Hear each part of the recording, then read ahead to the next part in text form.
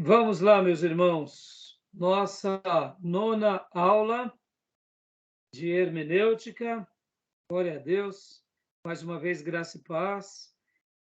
Hoje a gente vai estar falando sobre o livro do Luiz Berkhoff, ou Luz Berkhoff, né? E a gente vai estar começando no capítulo 1 em diante do livro. Vamos falar um pouco sobre a história dos princípios hermenêuticos, depois a história também com relação ao período da Igreja Cristã, os pais da Igreja. Vamos fazer uma pincelada dos demais séculos. Depois a gente vai estar falando um pouco também sobre algumas outras características aí do capítulo 3. Vamos ver se eu acho que não vai dar tempo para a gente chegar no capítulo 4, aliás. Conseguindo hoje terminar até o capítulo 3, está ótimo, tá bom? Tudo bem, meu irmão? Tranquilo? Amém. Então tá bom. Pastor Johnny não precisa desbloquear aí o microfone, como é praxe, né? A gente grava as nossas aulas. Ele está em trânsito, então ele estará acompanhando aqui conosco. Hoje, irmãos, antes de iniciarmos a leitura do livro texto e dos nossos slides, eu quero ler um texto bíblico que é bem conhecido, que é aquele que Paulo fala sobre a armadura de Deus. A armadura de Deus. Que se encontra em Efésios 6, do 10 em diante.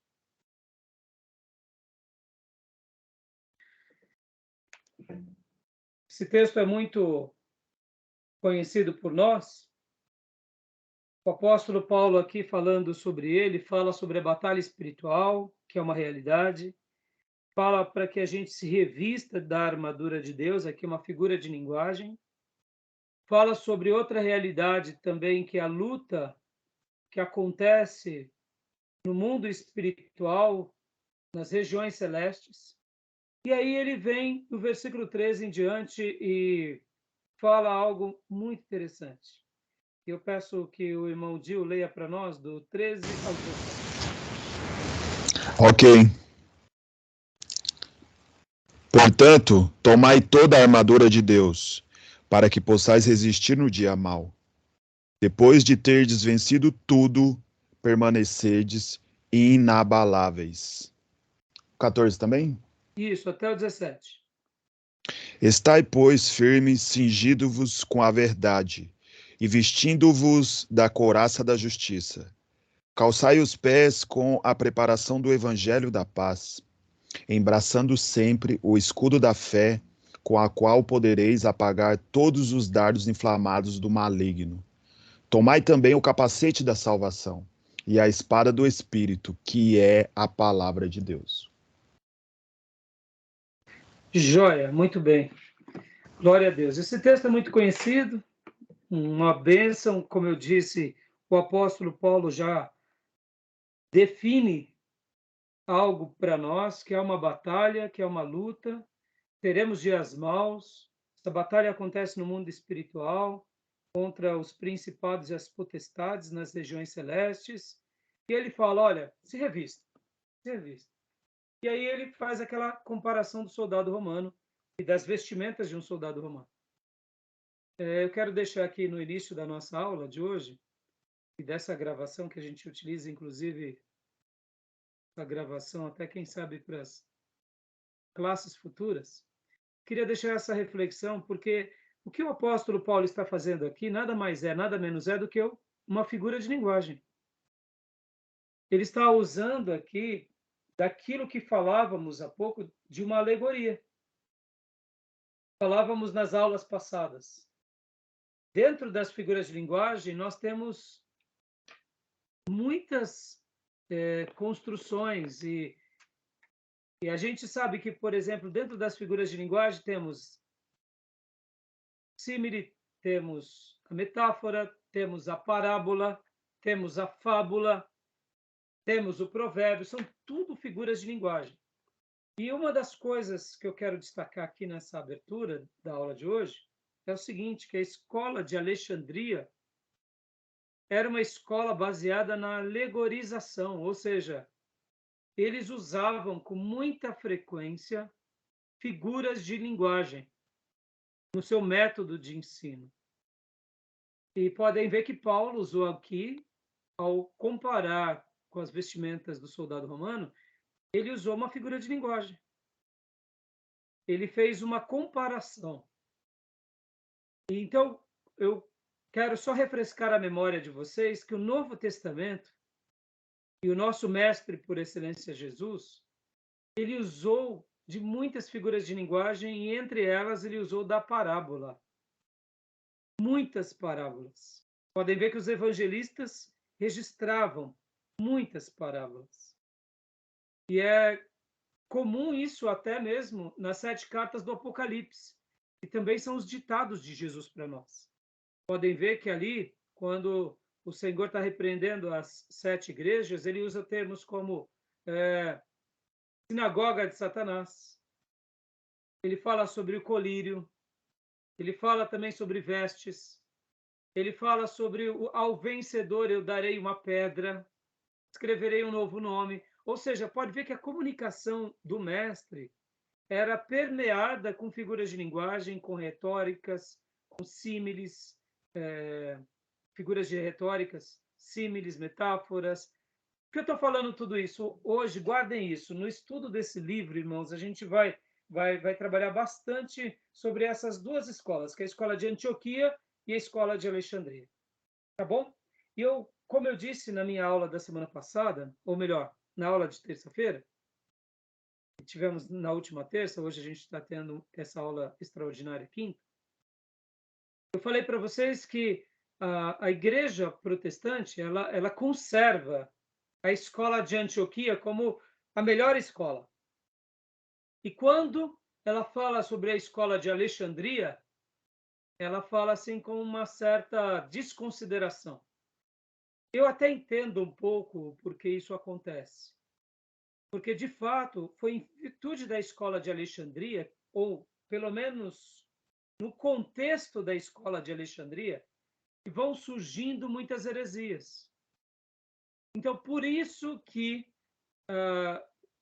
os nossos irmãos do passado, principalmente logo depois da Reforma, eles acabam olhando a escola de Alexandria com uma certa intolerância, eu diria. Mas aí eu quero dizer para vocês que poderia ter sido o oposto também. Eu não sei se vocês estão entendendo minha linha de raciocínio. Está conseguindo compreender, Gil, ou não?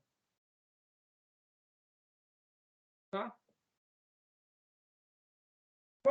Quais são as heresias que acontecem mais dentro do pano de fundo da escola de Alexandria? Já que a escola de Alexandria eu gostava de figuras de linguagem, figuras de retórica, ou tropos, como chamamos, havia um hábito de, por exemplo, ir aceitando tudo que se ouvia das suas lideranças. E essas lideranças, por acaso, eram lideranças que foram se distanciando da sã doutrina e, naturalmente, foram colocando, por exemplo, o culto aos ídolos, algumas crendices, a infabilidade papal, e todo aquele pano de fundo católico romano foi, eu diria, muito mais assimilado pela turma da escola de Alexandria. No entanto, os nossos irmãos do passado, quando eles fazem essa leitura das duas escolas, eles dizem, tá vendo? Em virtude da escola da Alexandria ser uma escola que usa mais da figura de linguagem e principalmente da alegorização, logo, nós não gostamos muito da alegorização e preferimos a escola de Antioquia, já que a escola de Antioquia é uma escola baseada onde? É uma escola baseada na interpretação gramatical, na interpretação histórica e na interpretação teológica, que aprendemos terça-feira. E então, o que acontece? Fica muito mais difícil de você colocar uma heresia aqui na escola de Antioquia. Por quê? Porque na escola de Antioquia, quando você coloca uma heresia, você tem o quê? A interpretação gramatical. Você questiona se aquilo que está sendo dito corresponde com a gramática bíblica. Está entendendo? Você, quando coloca uma heresia, por exemplo, falando que Pedro é o primeiro Papa, por exemplo, e dando uma ideia de que o Papa ele não tem que ser casado, aí você vai na história e você fala, que incoerência, Pedro era casado. Por que os outros papas não são casados? Está entendendo? Dando aquela ideia do celibato, de que o celibato é uma coisa que o líder tem que ter. Então, o que acontece? Aí você refuta essa teoria ou esse dogma pela história cristã, a revelação. Pedro era o principal dos apóstolos, ele era casado. Quase todos os demais apóstolos eram casados. Logo, a única exceção dos apóstolos solteiros era Paulo. Então, o celibato era para ser uma exceção e não uma regra. E com que base a gente faz essa fundamentação? Com a interpretação histórica. Os líderes do Velho Testamento, os sacerdotes, que eram os pastores de Israel, eram casados. Os profetas, na sua grande maioria, eram casados. Quais eram os profetas que eram solteiros? Era a minoria. Logo, pela interpretação gramatical e pela interpretação histórica, você refuta o quê? As teorias erradas e as heresias. Está entendendo? Ficou mais claro? Tá ficando claro aqui a ideia, ou porque a escola de Alexandria, para nós, ela é uma escola mais estimada? E o terceiro ponto, que é a interpretação teológica. A escola de Antioquia, ela tem também como base, lembra que eu falei que o tripé da escola de Alexandria é a interpretação gramatical, a interpretação histórica e a interpretação teológica. Então, é questionado, tudo que se faz é questionado por base na teologia, por base na história e por base da gramática. Então fica muito mais difícil de ter heresia. Agora eu digo para vocês, e falo e afirmo, nos nossos irmãos da igreja primitiva, mesmo os que eram de Alexandria, eles gostavam de alegorização. Será que foi a alegorização que os corrompeu? Eu quero acreditar, e aqui é a minha opinião, tá? Aqui é a minha opinião de professor, de teólogo. Eu quero acreditar que o que corrompeu não era a questão da alegorização, mas era a questão da frouxidão, da piedade das escrituras neles. Vou dar um exemplo. O neopentecostal. O neopentecostal, em tese, ele acredita na interpretação gramatical, ele acredita na interpretação histórica e ele acredita na interpretação teológica. E ele faz um monte de heresia, que ele é frouxo na sua teologia. Podem ver que nós, protestantes, vemos algumas seitas nascerem no nosso quintal, e essas seitas, muitas vezes, elas dizem que preservam isso, mas de fato não preservam. Não foi a alegorização que levou à corrupção. O que leva à corrupção doutrinária é o que? A frouxidão à doutrina. A frouxidão ao de fato crer nas escrituras. Eu sei que num terreno de alegorização, uma heresia ela coaduna com mais facilidade. Quer ver um outro exemplo? Vamos pegar aqui o povo pentecostal. O povo pentecostal, na sua essência, eles são espirituosos, eles creem no poder de Deus, eles creem nos dons, eles creem na revelação, creem em tudo isso. Podem ver que muitos pentecostais têm a escola de Alexandria como sua base, mas muitas vezes no dia a dia o profeta tem mais ouvido, eles dão mais ouvido ao profeta, à visão, ao sonho, do que ao tripé da interpretação da escola de Antioquia. Mas eles acreditam na escola de Antioquia, mas muitas vezes a prática pentecostal, ou seja, a fé dessas pessoas, eu diria, principalmente aqueles que não são mais muito maduros, eles acabam colocando outras coisas em pé de igualdade. E aí criam as suas próprias hermenêuticas. Pode ver, o que um falso profeta, muitas vezes, faz numa igreja pentecostal. Faz muitas coisas. Aí você fala assim, mas eles são piedosos. O que acontece? Nos pentecostais, o que acontece? Há uma ingenuidade. Eles acreditam que aquela pessoa que tem o dom, ou que se diz ter o dom, eles estão no mesmo pé de igualdade dos apóstolos, como foram nos dias bíblicos ou dos profetas. Ou seja, eles têm eu diria, também uma certa frouxidão na sua maneira de interpretar a Bíblia. Eles acabam acreditando mais no pastor que profetiza, na irmã que profetiza, do que do próprio texto sagrado. Eu digo isso porque eu convivi com muitos grupos e irmãos amados, inclusive que nas suas igrejas as profetas faziam o que bem entendiam, ao ponto, por exemplo, de pegarem famílias já casadas há anos e falar assim: olha, irmão, você precisa separar da irmã, porque Deus está mandando, e você, irmã, casa com fulano, e começar a arranjar, refazer casamento dentro da igreja em nome de Deus. E as pessoas faziam, porque acreditavam que aquele profeta estava sendo usado por Deus. Porque, olha só, ao ponto do exagero da frouxidão. A Bíblia está dizendo que o que Deus uniu não separe o homem, mas o profeta vinha e falava e as pessoas, então, davam mais ouvido ao profeta. Perceba, não é o fato dessa igreja pentecostal estar do tripé da escola de Antioquia que vai fazer com que ele realmente siga aquela escola na sua essência. É claro que o que eu quero dizer é o seguinte: eu posso dizer que creio em tríplice interpretação. Na interpretação gramatical, na interpretação histórica e na interpretação teológica. Mas, de repente, dentro da minha prática diária, eu não levo isso muito a sério. Ou seja, no andar da carruagem, ao longo do tempo, a minha doutrina vai ser frouxa. A minha maneira de fazer a igreja vai ser frouxa. Por quê? Porque, de fato, não é o fato da alegorização ou não, é o fato da frouxidão com as escrituras. Por que eu estou falando tudo isso? Porque Jesus, por exemplo, ele usava de parábola, mas ele não feria o espírito teológico. Jesus usava de muitas parábolas nos seus ensinos e não feria. Paulo usava muitas analogias e não feria. É possível que muitos cristãos usem a escola de Antioquia e sejam muito felizes, porque o que vai deturpar a escola de Antioquia não é simplesmente alegorização, mas vai ser na maneira em que ele usa essa alegorização na teologia. Se essa alegorização está fundamentada na teologia, vai ser muito útil essa escola.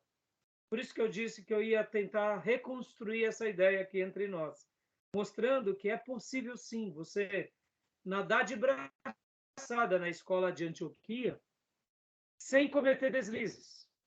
Porque se a minha teologia bíblica ela é profunda, eu vou usar a alegorização como um acervo didático na minha proclamação do evangelho ou nas minhas aulas ou nos meus sermões. Ficou claro, Gil? Está dando para ficar claro? Está dando? Ok, pastor. Está ficando claro. Eu não sei se eu fui muito rápido, se eu tentei ser conciso, mas o que eu quero dizer é o seguinte: de fato, eu admito que a escola de Alexandria ela é mais fácil de trabalharmos, mas a escola de Antioquia ela é mais apaixonante ao trabalharmos. Por que eu estou falando isso? Olha só, lembra que nas aulas passadas e nos módulos passados, eu falei, aqui mesmo nas aulas de hermenêutica, eu falei que a hermenêutica ela é ciência e ela é arte. Lembra disso? Sim. Quando ela é ciência? Quando eu estudo texto pelo texto. Quando eu examino o texto. Quando eu estudo a palavra. Quando eu faço uma conexão naquela frase. Faço uma análise sintática. Quando eu faço tudo isso, eu estou fazendo o quê? Eu estou fazendo ciência, eu estou estudando. Mas quando eu uso a minha criatividade, quando eu uso a minha inovação, em todas essas palavras, em todo aquilo que eu estudei, em todas aquelas análises, e faço ali, embelezo com sinônimos, vou no original, vou no radical, pego uma ideia e potencializo essa ideia. Ou seja, essa minha hermenêutica está virando arte.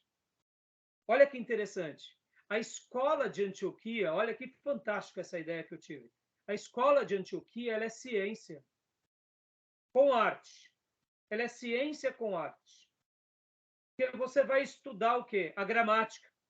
Você vai estudar o quê? A história. Você vai estudar o quê? A teologia. Você vai gastar um tempo profundo nisso e você vai usar depois a arte para embelezar. Já a escola de Antioquia, que ela é baseada no que? Na alegorização, ela é mais arte do que ciência. Ela é ciência, mas você cria mais contornos, você embeleza mais. Em outras palavras, você enfeita o pavão.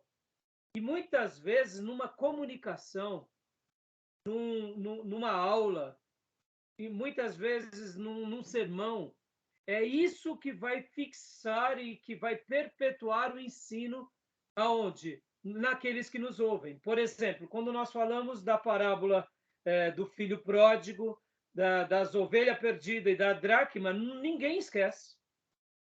Por quê? Porque ali foi o quê? Foi ciência, foi teologia, mas ali foi mais arte. A parábola ela é arte pela arte. A parábola do semeador, ninguém esquece. A palavra de Deus é a semente. O nosso coração é a terra. Olha que fantástico. Ou seja, é arte na teologia. O que destaca na escola de Alexandria, por ser uma escola de alegorização, é a arte. A arte destaca-se, porque ela está fundamentada na ciência. Já a escola de Alexandria, o que destaca é a ciência, que também contém arte. Está entendendo? Está ficando claro? Quando eu desprezo a escola de Alexandria, eu estou fazendo um desserviço à nossa história. Por que eu falo isso? Aí aqui vai ser muito legal. Esse ponto agora esse ponto eu tenho que trazer um pouco aqui a história, aqui entrando no outro ponto. Por exemplo, irmãos, o mundo não é dividido em Oriente e Ocidente? Sim. Nós pensamos como os orientais pensam? Não. Não. De forma alguma.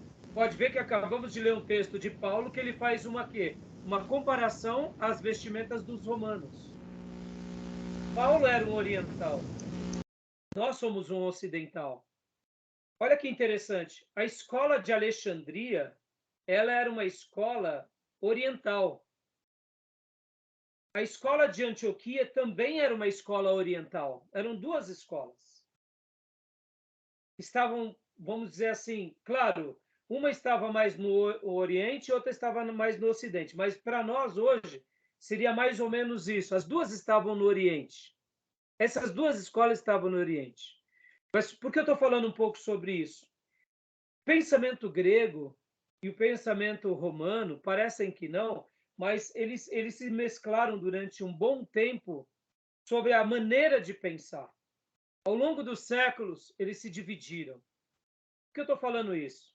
Os gregos, antigamente, lembra que eles trabalhavam com mitos? Muitos mitos? Muitos mitos. Sim. Eu comentei sobre o mito da sereia, lembra?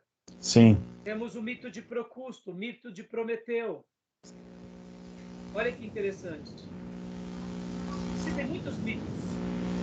Os gregos usavam os mitos.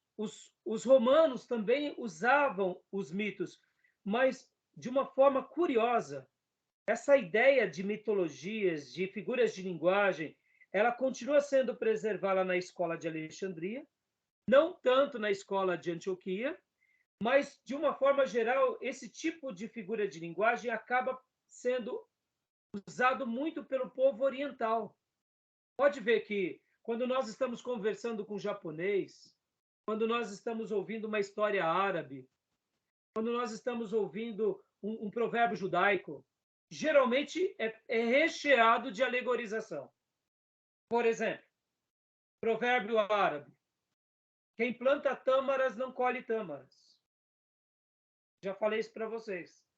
A tâmara é aquela semente que você planta que depois de 90 anos dá a fruta. Ou seja, quem planta geralmente não vai colher. Você planta para a sua geração colher. Você está usando uma coisa real e fazendo dessa coisa real um ensino, um provérbio. Os japoneses têm uma história baseada na semente da verdade. Um rei muito famoso deu uma semente para cada criança do vilarejo e disse para elas: tragam, depois de 6 meses, as árvores que geraram dessas sementes. E aí teve o dia marcado para o rei receber as crianças e com as suas árvores, e era impressionante a fila de crianças, com as suas árvores das mais variadas. E no meio da fila havia uma criança muito simplesinha e pobrezinha que segurava um vaso, e nesse vaso não tinha árvore nenhuma, mas ela foi até diante do rei. Depois do rei verificar todas aquelas sementes, ele escolhe aquele garoto e fala: você é o vencedor, você será aquele que eu vou escolher. E ninguém entende nada, porque de fato o rei tinha distribuído muitas sementes para todas as pessoas e para as crianças plantarem. E como que ele vai escolher a árvore que não germinou? Como ele escolheu a árvore que não germinou? E aí o rei veio e na frente de todos, disse assim: é porque essa semente é a semente da verdade. Ou seja, antes do rei distribuir as sementes, ele tinha colocado todas as sementes de várias árvores frutíferas e de pés dos mais variados, ele colocou no forno. E a semente, ela não só secou, mas ela morreu. Então era impossível germinar. Olha que história interessante. Então, o único que realmente preservou a verdade, ou seja, plantou direitinho, deu tempo e não cresceu, e chegou a data e levou para o rei o seu vaso sem árvore, foi o vencedor, porque ele realmente plantou aquilo que o rei tinha dado até o final. Os outros viram que não nasceu, o pai foi lá, pegou um outro galho e criaram uma outra árvore, e deram para a criança e falaram: vai lá, filho, quem sabe você vai ser o vencedor. Ou seja, eram árvores mentirosas. Olha só, histórias orientais. Essas histórias, elas percebam que assim o Oriente ele tem muitas histórias, muitas analogias. Em outras palavras, a alegorização. Podem ver o poder que gera em nós o quê? Uma ilustração. A memorização se fixa. Por que eu estou falando tudo isso, irmãos? Eu estou falando tudo isso porque nós, igrejas do Ocidente, nós somos mais versados ao estudo. E nós acabamos, por uma questão de preconceito, a Igreja de Roma, que está no Ocidente, mas num primeiro momento ela foi influenciada também pelo pensamento grego, mas ela acabou se distanciando daquele pensamento. O que acontece? A Igreja de Roma, ela acabou permitindo, pela sua frouxidão teológica, as heresias. E nós temos uma barreira, a hermenêutica de Alexandria, por causa disso, sendo que nós deveríamos resgatar o oposto. Ou seja, tira as heresias, acerta na questão da frouxidão da teologia, tira essa frouxidão, se torne teólogos firmes, e agora trabalhe na alegorização, dando o que é essa roupagem mais linda, porque, de fato, fazendo isso, na minha opinião, a gente acerta muito mais como foi Jesus, como foi Paulo e como foram muitos na história da igreja. Ficou difícil de entender isso daqui ou não? Não, pastor, ficou claro. Deu para entender? Sim, deu para entender. Pastor Johnny, deu para entender? Se você conseguir desbloquear aí o microfone para poder... Beleza. Então, beleza. Vi aqui seu sinal. Então, maravilha. Eu tô falando isso para vocês, irmãos, porque estudando durante esses anos todos dando aula, eu sempre valorizei demais a escola de Antioquia e dei menos destaque à escola de Alexandria. Porque essa foi a minha escola. Eu comecei a pensar comigo mesmo e dizer, mas espera aí, será que os pais da igreja tinham essa visão? Como que eles enxergavam essas escolas? Eles olhavam como algo que se completava ou algo que disputava território? Está entendendo?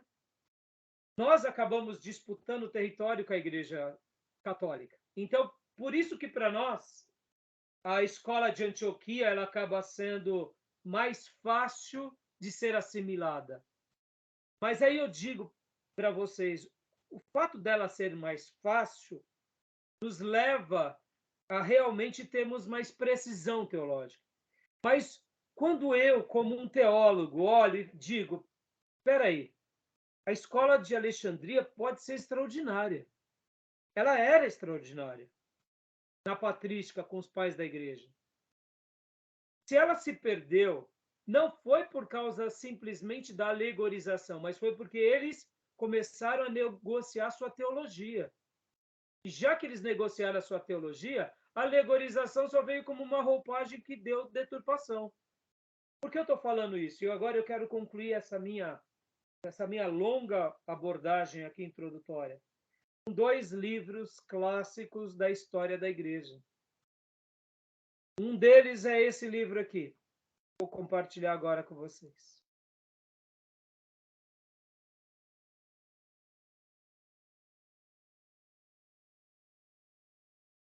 Esse livro aqui.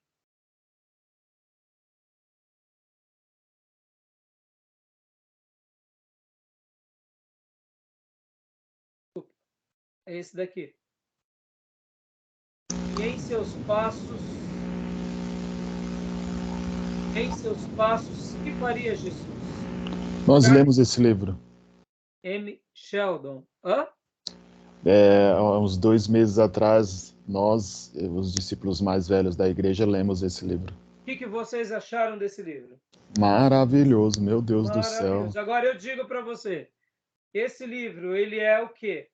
Ele é uma história bibliográfica, real ou o quê? É uma história verídica, né? Não. Será que nós estamos falando do mesmo livro? Então, De um pastor. Ele é uma ficção. É uma ficção? Ele é uma ficção. Mas é uma ficção tão maravilhosa, se vocês prestarem atenção, se for o mesmo livro. Se for o mesmo livro, né? Mas depois dá uma olhada no livro, pega ele, vocês vão ver nas notas das entrecapas, das notas de rodapé, etc e tal. O pastor Johnny talvez poderia responder isso mais cria. fácil. Ele cria uma ficção, mas aí eu digo para você, ficção está dentro de que escola? Da escola de Alexandria ou da escola de Antioquia? Alegorização, né? Alegorização. Vem cá. Parábola do filho pródigo está dentro de que escola? De Alexandria ou de Antioquia? Alexandria. Mesmo você na escola de Jerusalém ali é a escola do mestre. Mas a ideia é uma ideia mais voltada para esse pensamento de alegorização. E por que eu estou falando? Todas as culturas, mesmo no Ocidente, têm alegorização, mas existem culturas que usam mais desse acervo e desse princípio como material de ensino. Os gregos, por exemplo, eles eram campeões nisso. Então, por exemplo, depois você pega e você não tira o brilho, viu, Gil? Isso sendo ficção. Pastor, tô subindo, hein? Chegando. Porque, por exemplo, nós acabamos de ler aqui a armadura de Deus. Paulo fez aqui. Cada cristão nos dias de Paulo tinha que viver com uma armadura romana? Não. Tirava o brilho? Não. O brilho. Por que não? Porque não tira o brilho. O que importa é muito mais do que é uma ficção, não é uma ficção. A parábola do semeador é uma parábola. Tira o brilho? Tira o brilho. Estão entendendo? Eu sei que quando eu falei que era uma ficção, você... não acredito. Estou pensando que é uma igreja. Tenho quase certeza que era livro diferente. Então, a cidade é a cidade de Raymond, não é? Exatamente. Não, é a ficção. Não acredito. É ficção. É o mesmo livro. Você vê que forte isso? Porque, olha. Por que se tornou maravilhoso? Por causa da teologia, Gil. E ela foi embelezada, essa teologia, com pessoas. Como se... O que o autor, que o nosso irmão, ele fez com esse livro? O que o nosso irmão fez com esse livro? O Charles Sheldon. Charles Sheldon nada mais fez, nada menos fez do que ele pegou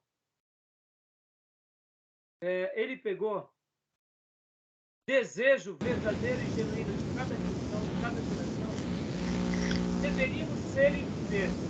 Ele colocou e contextualizou numa cidade contemporânea. Só fez isso. Ele não fez muita coisa. O que ele fez? Ele pegou nesse contexto e falou, já sei o que eu vou fazer.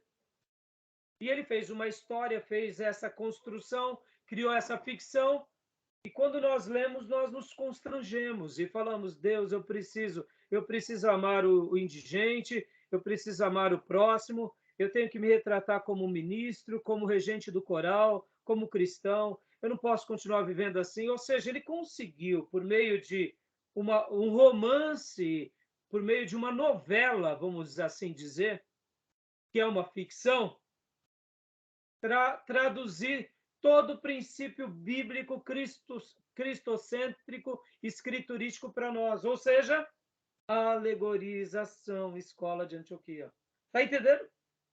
Por isso que eu fiquei pensando, eu falei, não, mas será que o problema foi a alegorização? Não, não foi a alegorização. Se esse livro, por exemplo, fosse frouxo na sua teologia, essa ficção seria ruim. Concorda? Se essa literatura fosse uma literatura que, vamos supor, enamorasse com ensinos espíritas, budistas, kardecistas, flertasse com guerras espirituais que são antagônicas ao que fazemos, nós falaríamos assim, é uma história interessante, mas não gostei muito. Porque vai contra a palavra. Agora, e se nós não conhecêssemos a palavra? Aí pronto, a arapuca estava feita. Verdade. Tá entendendo? Agora, o segundo exemplo e o melhor de todos. Esse daqui vai ser o melhor de todos. Ai, ai, ai. É muito legal, tá vendo? A escola da alegorização, meu irmão. Olha só. Isso é demais. Aqui, quer ver? Deixa eu pegar aqui. Olha aqui. Esse outro livro. Me senti igual o dia que eu descobri que Jesus não desceu às entranhas da terra. Então, olha aqui, ó, esse outro livro, muito conhecido por todos nós. Dio, não quis atrapalhar o seu né? Ó, publicar aqui. Esse outro livro, não estou ganhando nada em falar dessas plataformas, mas é só para indicar o clássico O Peregrino, de John Bunyan. Peregrino de John Bunyan é o quê? Peregrino de John Bunyan é ficção, é escola de Antioquia ou escola de Alexandria? Alexandria. Totalmente escola de... Eu acho que não há nenhum livro na história cristã que seja a grande defesa da escola de Alexandria, como esse. E é maravilhoso, né? Maravilhoso. Aí eu te pergunto, ele é um livro baseado em fatos reais ou ele é um livro baseado em alegorização? Alegorização. E Eu aí? não li ainda, mas Não, já tive muitos spoilers. Tudo bem? Compreenderam então as duas escolas? Ficou lindo? Ficou claro? Ficou lúcido? Ficou claro. E aí, por que eu estou falando tudo isso, preparando vocês? Porque eu mesmo, questionando os meus botões, falei assim, não, eu acho que eu tenho dado um desvalor, não sei se existe essa palavra, uma falta de valor para a escola de Alexandria, por causa que eu aprendi assim, mas eu falei assim, não, eu vou fazer uma lição de casa melhor, eu vou refletir mais. E dentro das minhas reflexões, dos meus estudos, eu cheguei a essa conclusão, que é a minha opinião pessoal. Então, as duas escolas, elas são extraordinárias. E qual que é a tese? Que na escola de Alexandria, ela é uma escola baseada na ciência, ciência teológica. Aqui leia-se ciência como teologia, como estudo teológico. E a escola, então, a escola de Alexandria, ela é fundamentada na ciência teológica, que tem alegoria. Já na escola de Alexandria, de Antioquia, ela é baseada no estudo teológico que tem alegoria. Já na escola de Alexandria, ela é baseada também no estudo teológico que contém abundantemente alegoria. Ou ela não só contém. Eu não vou falar que a escola de Alexandria ela é alegoria. Eu poderia até dizer que a escola de Alexandria ela é alegoria com teologia. E já a escola de Antioquia ela é teologia com um pouco de alegoria. Ela é mais teologia e uma pitada de alegoria. Já a escola de Alexandria ela é alegoria, muita alegoria com muita teologia. Entendeu? Pastor. Mas eu não vou fazer essa ponte contrária, porque é como se a alegoria fosse o principal da escola, e não é. É a teologia. Ela está no meio. Só que ela está tão recheada que ela acaba sendo envolvida como uma semente. Vamos dar uma figura de linguagem melhor aqui. A escola de Alexandria, a teologia é a semente. E a alegoria é toda a fruta que envolve essa semente. Toda essa casca, todo esse suco. Já na escola de Antioquia, vamos dizer assim que ela seria mais parecida a um coco. Ela tem a sua essência, mas ela se mescla, não é tão diferente. A semente seria diferente. Eu não sei se eu consigo... É até difícil de descrever, mas deu para entender, né? Sim, pastor, ficou claro. Beleza.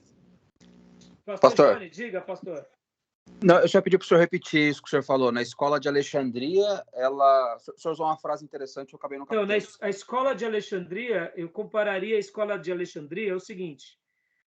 A escola de Alexandria é uma escola de alegorização com teologia. Na escola de Antioquia é uma escola de teologia que contém pitadas de alegoria ou de figuras de linguagem. E aí eu fiz a comparação aqui usando uma fruta e a semente. Na escola de Alexandria, quando eu falo que ela é uma escola de alegorização com teologia, parece que a alegorização vai na frente da teologia, e não é. A teologia tem que ir na frente da alegorização. Pode ver, João Bunyan, no Peregrino, o que vai na frente é a alegorização ou é a teologia? A alegorização só leva a teologia. Mas se não tivesse a teologia, o Peregrino seria um livro, uma ficção bonita, mas não seria tão importante. Pobre teologicamente. Uhum. Deu para compreender? Deu sim, já cheguei aí, aqui. Eu coloquei a ideia aqui da semente e da fruta na semelhança de uma laranja. A escola, ou de uma maçã, a escola de Alexandria, a teologia é a semente que vai no meio. A teologia é a semente que está ali no meio, que vai gerar muitos outros frutos e muitas outras árvores. A teologia é a semente. A polpa, a casca, tudo que embeleza a fruta é a alegorização. Entendeu? Então, a escola já de Antioquia já é diferente. Ela seria, por exemplo, como se fosse, vamos imaginar aqui, uma cenoura. Ela é aquilo que é. Ela é ciência pela ciência e tem uma certa beleza. Mas ela não tem pompa, no sentido de florear tanto. Por isso que eu disse que a escola de Antioquia ela é ciência com pitadas de arte. E a escola de Alexandria ela é muita arte com uma dose precisa de ciência. Tá bom? Beleza, pastor? Beleza. Alguma dúvida? Ô, pastor, eu até entendo quando o senhor fala que queria fazer uma defesa em relação à escola de Alexandria, mas o catolicismo trouxe bastante desvalor, né? Essa palavra que o senhor falou. Descredibilidade, né? Até ver se existe desvalor. Então. Trouxe muito disso, né? E por isso que hoje não tem a credibilidade. Então, mas você sabe, Dio, felizmente. Eu fui treinado em cima desse pensamento, Dio. Nas outras aulas aqui de hermenêutica, eu mostrei esse mesmo pensamento. Mas ao refletir sobre tudo isso e principalmente por ser apaixonado a essas duas ficções que eu acabo de dizer, eu comecei a pensar, e não somente por causa das ficções, mas por causa do Novo Testamento, e principalmente por causa das parábolas de Jesus. E comecei a refletir, e comecei a pensar, e falei, peraí, será que a escola de Alexandria, ela era uma escola frouxa no início? Ou ela se tornou frouxa depois? Aí, estudando um pouco isso, a gente nota que, no começo, a escola de Alexandria ela não era frouxa. Ela era piedosa. A alegorização era uma coisa muito boa para eles. Só que depois que eles vão passando os séculos e as décadas e os séculos, eles vão perdendo que intensidade na sua teologia, e aí a alegorização, aí pronto, aí eles se perdem totalmente. A Mas a hermenêutica culpa fica não é ruim. simplesmente da escola de Alexandria ou de porque Antioquia é melhor. É porque eles perderam a essência. É por isso que eu falei dos pentecostais, e é por isso que eu falei dos neopentecostais, porque muitas igrejas pentecostais, elas nascem com pastores extremamente piedosos, crentes, e muitos neopentecostais já são mais desviados do que qualquer outro que a gente possa imaginar. Aí você fala, mas como aconteceu isso? Ele prega a Bíblia, tá a Bíblia na mão. É porque eles dizem ter uma escola, mas não preservam aquela escola. Então, o problema em si não é a escola em si. Eu sei que nós, como teólogos, vamos dizer essa escola ela é melhor do que aquela. E é verdade. No entanto, Gil, o problema maior é que aquelas comunidades elas se tornaram que frouxas com a teologia. Seria na semelhança da igreja de Sardes. Estão vivos, estão com jeito de que estão vivos, mas já estão mortos, entendeu? Ou a igreja de Éfeso, volta ao primeiro amor, porque já perderam o primeiro amor, entendeu? Então, o problema, muitas vezes, você pode ver que a igreja de Éfeso é uma boa lembrança disso. O livro de Apocalipse, por exemplo, é um livro repleto de alegorização.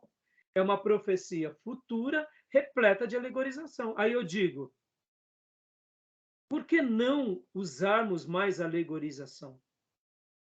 Vamos ficar com medo? Quer ver? Eu vou dar duas bases aqui para vocês nunca mais vão esquecer. Ó. Hoje, o título pastor não é prestigiado. Ora, vamos tirar o título pastor? O nome igreja não é prestigiado. Vamos tirar, então, o princípio igreja? Não. Se houve pastores corruptos, a gente não tem que substituir o termo. Temos que arrumar a casa. Se há igrejas corruptas, a gente tem que arrumar a igreja. Porque são termos sagrados. A alegorização e as figuras de linguagem, elas estão na Bíblia do Gênesis ou Apocalipse. Deus se comunicou assim. A igreja primitiva tinha uma escola forte nisso. Ela se perdeu na teologia e aí a alegorização virou um terreno fácil para a entrada das heresias. Mas hoje nós, protestantes e avivados e pentecostais, vemos o mesmo efeito acontecer nas nossas igrejas debaixo dos nossos narizes, aonde pastores protestantes que se dizem piedosos são mais marqueteiros, são mais homens de negócio, pregadores de prosperidade do que qualquer outra coisa. E estão revestidos de um clichê evangeliquez, com dons espirituais, e são desviados, fazendo muitas pessoas não conhecerem a graça, conhecerem uma religião, se envolverem com crendices mais diabólica do que qualquer outra coisa. E aí o problema está onde? Nessa frouxidão teológica. Né? Então, na realidade, o problema maior é essa base. Então, eu quis só dar esse resgate. Eu acho que essa parte aqui, irmãos, não é querendo falar não, mas ela... Desculpa, assim, não estou usando de vaidade, né? Mas eu nunca ouvi uma explicação como essa, entendeu? Ao longo desses anos todos de teologia, de estudo, eu particularmente me sinto honrado por esse pensamento. E me sinto privilegiado, porque para mim isso acaba sendo quase uma tese de mestrado, ou melhor, uma dissertação de mestrado e uma tese de doutorado, entendeu? Isso daqui é pano para manga para isso. O resgate disso. E eu não preciso muito, a não ser usar o quê? O livro do Shadow e o livro do nosso irmão Bunyan, entendeu? Essas são duas obras-primas que já me dão base do Sheldon, né? Charles Sheldon e do John Bunyan. que já me dão base suficiente para fazer os mais defensores da escola de Antioquia pensarem, poxa vida, por que eu não usei da escola de Antioquia que nem os meus antepassados? Ou que nem esses dois irmãos, entendeu? Então é interessante, né? Quer ver um outro exemplo aqui? Aquela série de livros, esse daqui, ó. Vamos lá. Deixados para trás. Isso daqui é o quê? Eu sei que isso daqui é teologia, pré-tribulacionista, tem escatologia, tudo bem? Mas vamos lá. Isso daqui é o quê? É a escola de Antioquia ou é a escola de Alexandria? Alexandria. Totalmente. Até a teologia escatológica, pré-tribulacionista, pré-milenista, ela tem muito mais da escola de Alexandria do que da escola de Antioquia. A escola de Antioquia vai ser mais sensata nesses pontos. Vai dizer, olha, eu não sei quando vem. Mas a escola de Alexandria vai falar assim, não, ele vem aqui, ele leva lá, ele arrebata aqui, a gente vai para lá, constrói tudo. Aí a gente acredita nessa ficção. E eu sei que é muito linda e eu quero esperar que seja verdade e que seja assim, mas a gente vê que a escola de Alexandria, ela vai dar asas à imaginação, à arte. E o deixados para trás é o que? É a arte pela arte. É teologia com arte. É uma linha teológica. Para muitos é uma linha teológica falha, mas é arte. Então a escola de Alexandria é arte pura com teologia. A escola de Antioquia é teologia com pitadas de arte. Tá bom, meus irmãos? Eu falei, não vou fazer essa. Amém. Meu Deus do céu, vou ensinar meus alunos com essa graça que recebi passar, porque eu, particularmente, irmãos, me sinto assim desafiado a estudar mais a escola de Alexandria. Entendeu? Tá bom? Beleza até aí? Tudo Ok, bem? pastor. Beleza, pastor. Agora já está aí, né, no seu novo cockpit aí, né? Tá bom? Então vamos lá, irmãos. Vamos aqui para os slides, né? Como eu disse para vocês, irmãos, esse livro do Louis Berkowitz, ele é um pouco mais complicado. Já começaram a ler ele? Já. Já. O que vocês estão achando dele? Então, ele é... Desculpa, Gil. Chegou agora e quer dominar, né? Como assim? É uma leitura que a gente tem que fazer com cuidado, né? Ele é um pouco mais denso quando comparado com o do Nelson. Mas eu estou gostando da leitura, de verdade. Não, ele é maravilhoso. O livro é maravilhoso, só que dá para ver que ele tem uma pitada do quê? Da escola de Alexandria. Ou melhor, da escola de Antioquia, de Esse que eu ia falar, ciência. Antioquia Ele é tem... ciência. É, Ele é mais ciência. eu acho que Ele não é vai só uma estudar pitada, história, ele vai estudar o tempo, ele é mais científico, né? Ele é mais acadêmico. Academia, escola de Antioquia. É interessante. Isso daqui é muito legal, irmãos. É muito legal. Deixa eu só falar uma coisa para vocês aqui, para eu pontuar esse. Se Deus permitir, domingo eu vou falar um pouco sobre isso. Eu quero tocar num assunto domingo e eu vou dar um toque para os irmãos da igreja sobre compreender um pouco isso na nossa vida. Por exemplo, irmãos, futebol é arte ou é ciência?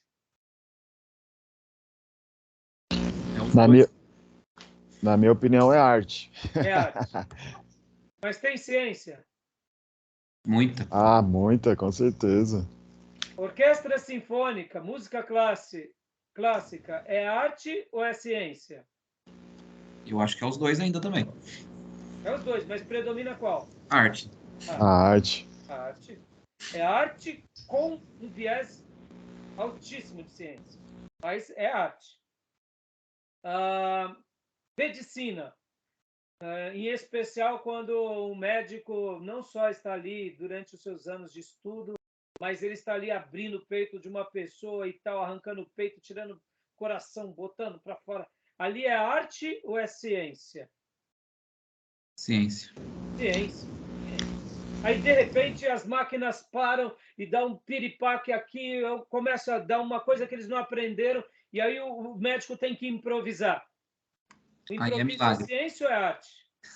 Aí é Deus na parada para fazer o milagre. É anjo trabalhando, é médico, mas aí, nessas horas do improviso, que não aprenderam na faculdade, que nunca viram, é o quê? É arte. É arte. É a ciência indo na frente, porque ele vai estar sendo conduzido por tudo que aprendeu, mas ele vai ter que usar da criatividade, da inovação. Olha só. Até a tua explicação, pastor, é da Escola de Alexandria. Então, Hã? a tua didática aí está sendo Escola de Alexandria. De forma claro. Agora, olha lá, que interessante. Mercado financeiro, bolsa de valores, a economia, taxa de juros, inflação. Isso daqui é arte ou é ciência? Mercado financeiro, de modo geral, no sentido da economia de um país. Ciência. Ciência. E os nossos diretores e gestores têm que ter um viés de arte para poder se comunicar com as pessoas, para poder falar, mas é ciência. Agora, vamos lá. Agora, esse é o pulo do gato. Política é arte ou é ciência? Arte. Deu dúvida, não deu? Fiquei na dúvida. Tá dúvida, ninguém sabe distinguir.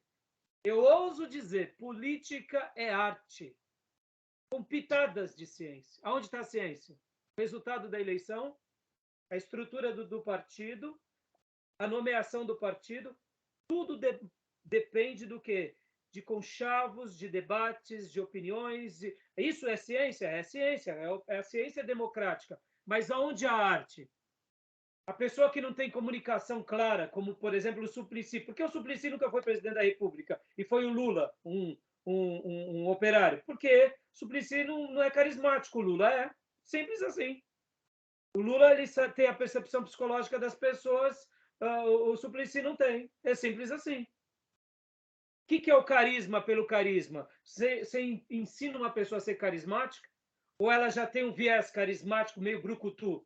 O Lula é um brucutu que deu certo, entre aspas, e que eu acho que não deveria nem estar participando da eleição, mas está aí, fazer o quê? No entanto, o que acontece? Política, falando agora, em alto e bom som, é arte, gente. É arte. Olha lá. Você é um bandido, você não sei o quê, e você... e depois estão tomando café junto. Porque, na realidade, a política é uma grande novela. É uma novela política. Tem escola do mau caratismo? Porque aí já é escola do mau caratismo. Então, mas é aí onde entra... Sabe o que acontece, pastor? Olha só. A novela, um filme, é arte ou é ciência? É arte com pitadas de ciência. É isso aí. A política é uma arte com pitadas de ciência. O problema é que na novela tem um horário para começar e acabar. Mas na política, ele se mistura com o dia a dia da sociedade e com os poderes da sociedade, e aí ela não tem uma interrupção, a não ser na troca de um rei, ou na troca de um parlamento, ou na nova eleição daquela democracia. Mas ela, em tese, ela é arte. Por isso que a gente não entende. No dia que a gente começa a ver política como arte, com pitadas de ciência, a gente vê que é tudo um teatro. Mas existe mau caratismo e existe caráter bom. Mas percebam como a gente se perde nisso. Quando a gente começa a ver, por exemplo, eu acompanho muito um analista de mercado, que ele é um diretor de mercado, que é o Rafael Figueiredo. Quando ele toca no assunto da política, ele fica muito revoltado. E todas as pessoas do mercado financeiro ficam revoltados com a política. Por quê? Porque quem é do mercado financeiro não gosta da arte nesse sentido. Eles são voltados à ciência. Eles vão para o lado científico, do número, a inflação, deu errado, a conta não fechou. Pode ver o que acontece no parlamento, o que acontece no Senado. É arte, gente, é arte. É arte discursando, é arte persuadindo, é arte fazendo os conchavos. Ficou claro? Vou parar a gravação aqui e aí eu vou só dar uma pitada no reinício da outra aula, do outro módulo, para concluir esse pensamento, tá bom?